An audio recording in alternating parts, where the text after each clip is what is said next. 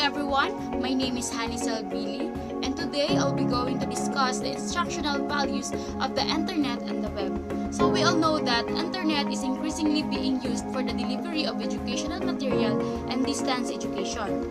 It allows us to learn at our own pace. We can access the information at a time that is convenient for us, and it provides education to remote us that otherwise would not be able to travel to school because of this pandemic. In addition to that, the teacher will be challenged on how they are going to teach, what they expect of their students, and what they expect of themselves. Thus, teachers who want to improve their teaching effectiveness must be assisted in recognizing their own instructional values. In this era, when access to knowledge and information is just a touch away, delivery of education has dramatically transformed. There is so much talk about virtual schooling, and indeed, this has been what many schools, colleges, and universities worldwide are trying to face as the greatest challenge of the 21st century teaching and learning. The onset of online learning programs gained popularity and acceptance in the educational arena as another innovative approach in the business of education. In addition to that, Wikipedia is gaining legitimacy today in the academic world because it provides justification of the existence of the new information. So now let's proceed. The instructional values and benefits of the internet to the World Wide Web. So we have access to knowledge and information. So when we say access to knowledge and information, it is the ability for an individual to seek, receive, and impart information effectively to ensure that students have equal and equitable opportunities to take full advantage of their education.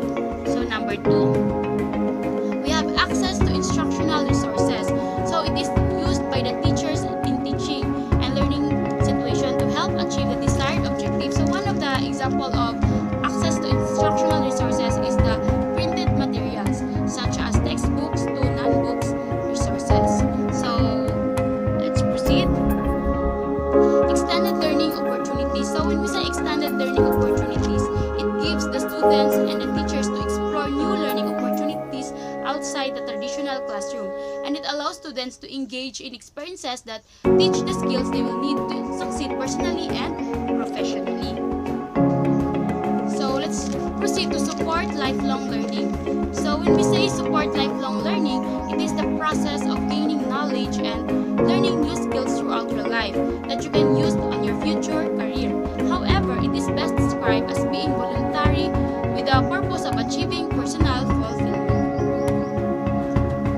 Support computer-based instruction. So it is any curricula in which students interact with the computer as a key element of the learning process.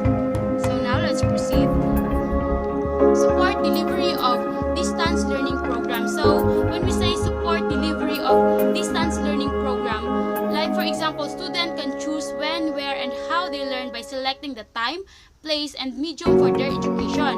And the teacher can use video conferencing and other apps in order for them to deliver their lesson.